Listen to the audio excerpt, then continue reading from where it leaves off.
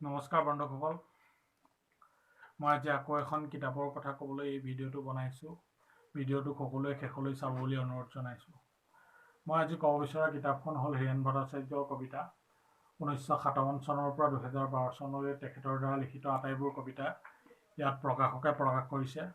কিতাপখন প্ৰকাশ হৈছিল ভৱানী অফছেট প্ৰাইভেট লিমিটেড প্ৰকাশন গোটৰ পৰা।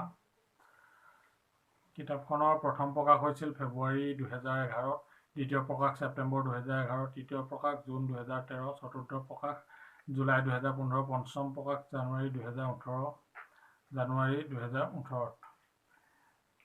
ইয়াত কিতাপখনত হীৰেণ ভট্টাচাৰ্যদেৱৰ আটাইবোৰ পুৰস্কাৰ আৰু তেখেতৰ দ্বাৰা প্ৰকাশিত কিতাপসমূহৰ নাম উল্লেখ আছে।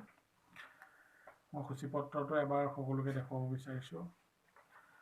সূচীপত্ৰত তেখেতৰ আটাইবোৰ কবিতা ইয়াত উল্লেখ আছে বুলি কৈছে।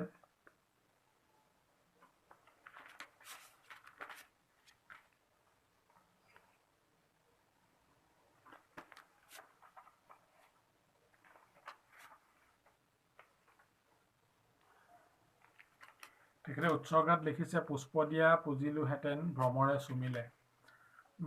হীৰেণ ভট্টাচাৰ্যৰ বিষয়ে কিতাপখনত উল্লেখিত মই দুআষাৰমান ক'ব খুজিছোঁ। জন্ম 28 জুলাই 1932 চন, মৃত্যু 4 জুলাই 2012 চন। আমাৰ দৰে পাঠককো কবিতাৰ কাষলৈ লৈ যোৱা কবিজনেই হীৰেণ ভট্টাচাৰ্য।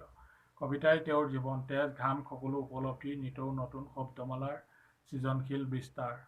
এয়া প্ৰকাশকৰ বাক্য। প্ৰকাশকে অতি সুন্দৰভাৱে এই কথাকেইষাৰ লিখিছে হীৰেণ ভট্টাচাৰ্যক উদ্দেশ্যি। এই কিতাপখন যিসকলে কবিতা ভাল পায় সেইসকলে কিনি পঢ়িব পাৰে।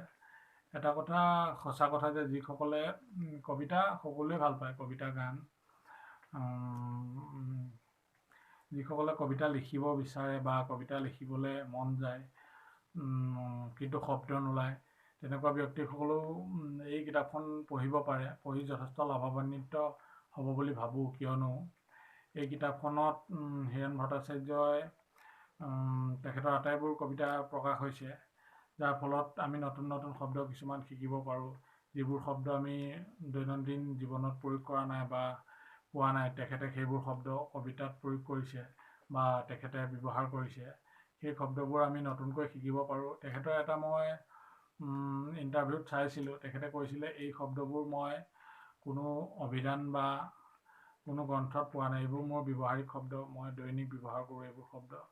গতিকে তেনেধৰণৰ যিবোৰ শব্দ নেকি আমি দৈনন্দিন জীৱনত ব্যৱহাৰ কৰিয়েই পোৱা নাই, সেইবোৰ শব্দ শুনিয়েই পোৱা নাই, কিন্তু তেখেতৰ এই কবিতা পুথিখনত সেই শব্দবোৰৰ সুন্দৰ ভঁৰাল আছে কবিতা সম্পৰ্কে। কিতাপখনৰ ভলিউমটো যথেষ্ট ডাঙৰ। কিতাপখনৰ মূল্যও প্ৰায় 350 টকা। যিসকলে কিতাপখন কিনিব খোজে মই তেওঁলোকৰ বাবে এমেজনত লিংকটো তলত ডেছক্ৰিপশ্যনত দি দিম। সকলোৱে যিসকলে কিনিব বিচাৰে সেইসকলে কিনি ল'ব পাৰে, যিসকলে কবিতা ভাল পায় বা কবিতা পঢ়ি ভাল পায়। যিসকলৰ ওচৰত হয়তো আছে সেইসকলে নিকিনিলেও হ'ব।